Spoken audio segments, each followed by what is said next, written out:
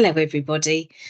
So I'm just sorting out this, getting ourselves up and running. I'm going to go into slideshow mode. And my name is Katie Hannon.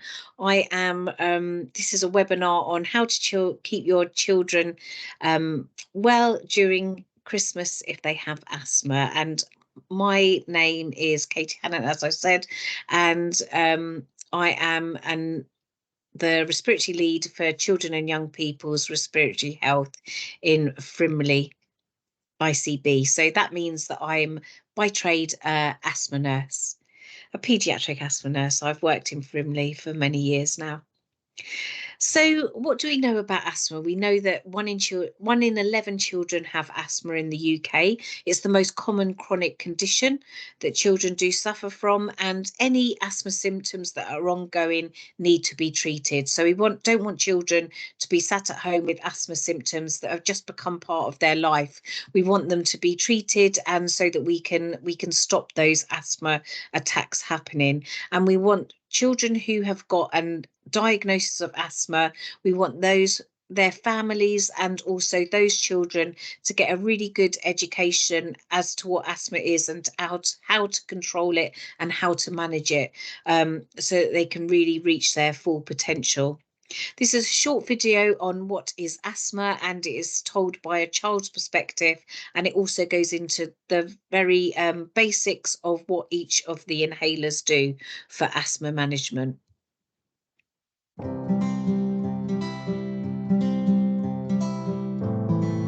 What is asthma? Inside our lungs we have lots of airways. They look a bit like upside down trees. Asthma happens in the very small airways. You need a microscope to see them. Let's take a closer look at one. A normal airway is a bit like a hose pipe. It has crisscross muscles around it to make it strong. The inside is wide open so the air can go through easily. This is the natural way an airway should look. When you have asthma, the airway is swollen or inflamed and is smaller. This can make you cough or wheeze, and you can't run around as much. Sometimes a trigger or something that makes your asthma worse can tighten the muscles and the air has less room to move through. And if you have a cold, mucus can also make this work. To control asthma, use inhalers. When your muscles tighten, you can use a reliever inhaler, which is usually blue. This works quickly, but only lasts a few hours. To help the inside of your airway get better, you need a preventer inhaler, which can be brown, orange, or purple. This takes 2 to 3 weeks to work, and you need to take it every day. This makes your airway bigger. Your airways go back to their natural state and are wide open again. My name is Amelia, and thank you for listening.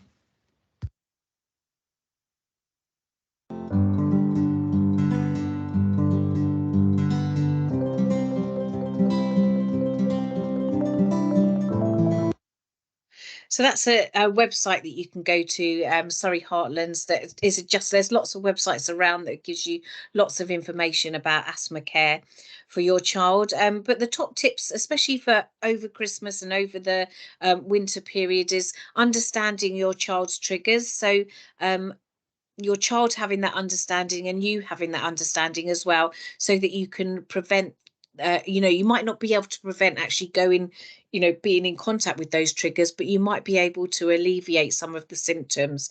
Getting an asthma action plan, so making sure that someone's gone through the asthma action plan with you, and part of that asthma action plan is to go through your triggers and to really personalize it so that it's relevant to your child. Take your medication as prescribed, so that's really, really important. And having your seasonal flu vaccination as well, so we know that children with asthma can have their flu vaccination and should have it as well. And that's a really good way of preventing them from getting flu and getting those complications that we know sometimes happen if you have asthma. And making sure that you have an asthma annual review as well. So that's an opportunity to go and talk to your GP and your practice or your practice nurse about your asthma symptoms. Are your symptoms playing up? Have you got that ongoing cough? Are you able to do everything that you want to do? So really getting on top of your asthma treatment. So these are the airways that we talk about for and this is really common in asthma education, that we look at these airways. So the normal one is the wide open one that air can go in and out really easily. Your asthmatic airway, you've always got that inflammation inside your airway, especially if you're not taking your medication or your asthma is playing up at the moment. You might have more. So we know that you have that inflammation within your airway. So your airways are smaller than they would normally be anyway. Then you add on a trigger. You've come into contact with something that for some reason your airway's hypersensitive to, so it's triggered. So we know that you have this bronchoconstriction. So that means that the muscles around your airways that band around your airways to make them nice and strong, they for some reason start to tighten up. Really scary feeling for children, because it's you're working harder with your breathing, you feel like you can't breathe, and really frightening, and that is really having an asthma attack. So when we talk about an asthma plan, this is quite an old asthma plan, but there's a new one that Asthma and Lung UK have brought out now. This is for a child. So it is personalized.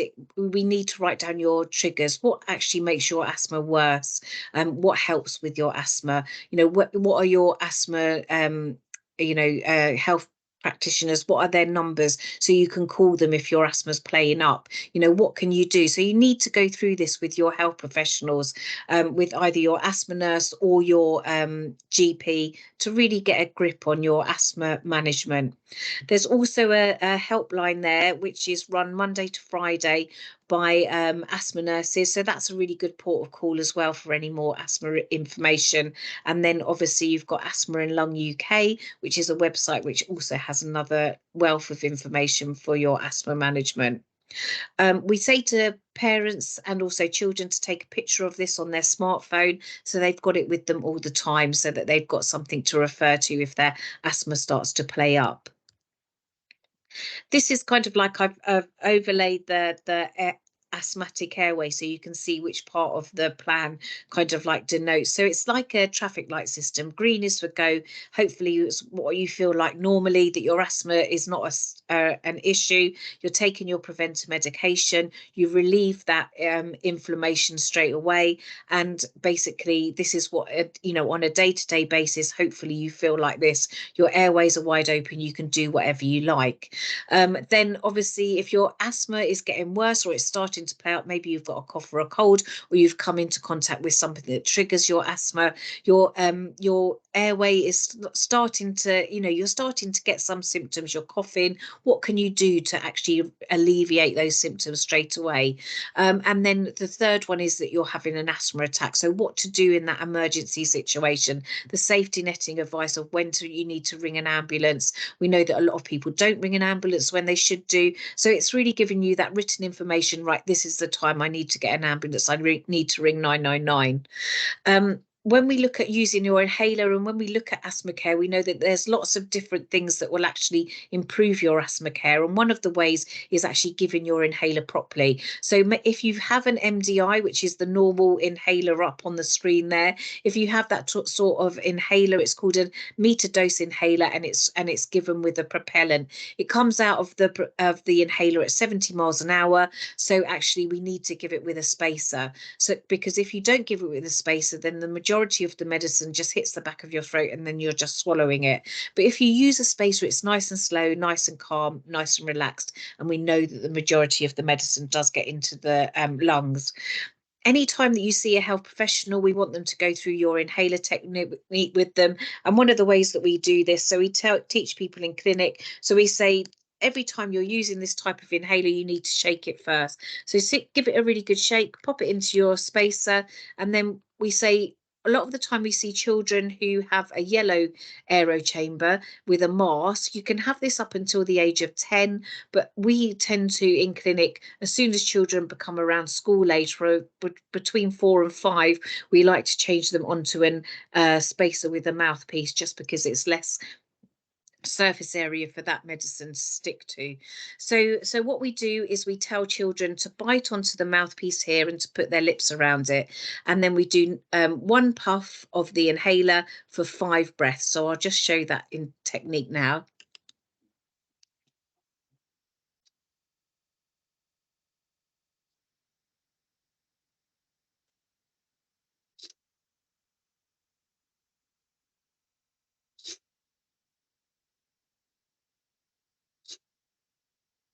So there you go. When you're having an asthma attack, and if you've got any asthma symptoms, it's scary. Children start to panic. So just getting everything slowed down. I don't know if you could hear with that slight whistle that was on this device when I first started. It's because I'm breathing too hard. So if you hear this, it sounds a bit like a harmonica if you hear it. So if you hear that noise, just get your child to slow everything down. So nice deep breaths. And so that tends to get them to breathe properly. So they're just nice and relaxed. So we always say with children who need this, take 2 puffs of their blue inhaler if their symptoms are getting worse. So 2 in review. So take this out in between each puff and shake it up, and then do that. You should wait between 30 and 60 seconds before the next time you give a puff of the inhaler. So by the time you've taken it out, you're shaking it, you talk to the child, do you feel a bit better? 60 seconds will have gone past and you can give another dose. So we say 2 in review. You can do that up to 6 puffs. Usually by 6 puffs, their symptoms would have got better. You can give up to 10 puffs. We don't want to make it just a common occurrence that you're giving 10 puffs of the blue inhaler. If you've given 10 puffs of the blue inhaler, you can tell that something's gone quite drastically wrong with their asthma. So that should last them 4 hours. If they get any symptoms before the 4 hours is up, then they definitely you need to ring 909. They're having an asthma attack. But if you've given them, say, between 2 and 6 puffs and their symptoms have gone away, just keep an eye on them. If they're having that regularly, so we say for the blue inhaler, they shouldn't be using their blue inhaler more than twice a week. If you're using it more than twice a week, there's something to say that your asthma is not being very well controlled. I like this slide just because it had the banding on that airway. I mean, I know it's a cartoon, but it shows you that tightness that children feel, and that's where that scariness comes from having an asthma attack, because you cannot breathe out. So as soon as you start getting any shortness of breath, we know that the blue inhaler works. Give the blue inhaler, but don't rely on it as the sole kind of like area for your asthma management. We want you to have that preventative inhaler as well to really treat the cause of asthma. So this is where, with using your blue inhaler, we know that with these salbutamol inhalers, you can see on the side it says 200. That means it's got 200 doses so 200 puffs in each of these little canisters. The thing with these canisters is they don't have a counter on them. So we really say to parents in clinic, keep a tally on how many times you're using that inhaler, because you don't want to run out of the salbutamol. The propellant in there will carry on after the salbutamol has run out. So you can only give 200 doses with this type of inhaler. But if you go over 200, it might seem like you're still giving the salbutamol, but you're just giving the propellant. And also we say with these types of inhalers, don't just throw them in your household rubbish. Give them back to your pharmacist, because they will get rid of them properly. The CF gases that are inside these canisters will be still given out. If you put it in the household, they'll just go into landfill, and those gases will still leak out. So give them back to your pharmacist so that they can actually dispose of them properly. And also, if you're using your blue inhaler more than twice a week, it's a sign that your asthma may not be well controlled. So you need to go and see your health professional, your GP or your practice nurse. So these are the common types of triggers that we find in childhood. So we know that a lot of childhood asthma is allergy driven. So it's hay fever, house dust mite allergies. If you go onto Itchy Sneezy Wheezy, which is a website, a really good website, will give you lots of practical advice on how to relieve those sorts of allergens. And also Allergy UK will also give you lots of practical advice as well. Your preventer inhaler, so your usually your brown one, but they can be various colors as well. So this is your steroid inhaler. This is the treatment for your asthma management. So your blue inhaler works when you've got asthma symptoms, but it doesn't treat the cause of asthma. So this is the most important inhaler throughout your asthma management. So we always weigh up the benefits and the pros of using a steroid inhaler. And when we see children in clinic, and sometimes when they've got asthma and they've stopped using their steroid inhaler, it might be that the parents don't really want them to use it, or they don't want to use their inhaler. So it's really working out it's on a balancing act. What is going to actually be the benefit of taking this medicine, and what is the disadvantages? What are the side effects of this medicine? We know that parents worry about children's height and their height being affected by taking steroids. We want to keep an eye on your child's height to make sure that that's not an issue. And we say to parents, make sure you get your child's height measured regularly. We also know that sometimes dental cavities can be a cause from having steroid inhalers. So we want to make sure that when your child's taking their steroid inhaler, that they gargle afterwards and spit out, so that steroid is not left on their teeth. But did the advantages of taking that medicine outweigh the disadvantages? And if you have asthma, having a steroid inhaler definitely does. It reduces the inflammation within your airway that is the cause of asthma. We know that you will have a better lung function going into adulthood, and having a better lung function, we talk about an FEV1. So if you have spirometry done regularly, this is the number that we look at in spirometry. And having a good FEV1 means that you've got good lung function. And having a good lung function in childhood means that you hopefully will have a good lung function as you go into be an adult as well. So we know that that knock-on effect, we want to stop that fibrotic changes within the lungs, which can happen if you don't treat asthma properly. So that's why we know that actually treating a child adequately in childhood and giving them a dose, doses of steroid inhalers, and that actually continuing, we know that their lungs develop properly, and we also know that they don't develop these permanent changes within their lung. So that's what we're trying to alleviate when we're starting this treatment on your children. So the top tips, we'll just reiterate them again. Understand your triggers, get an asthma action plan, take your medication as prescribed, and take your preventer inhaler as prescribed.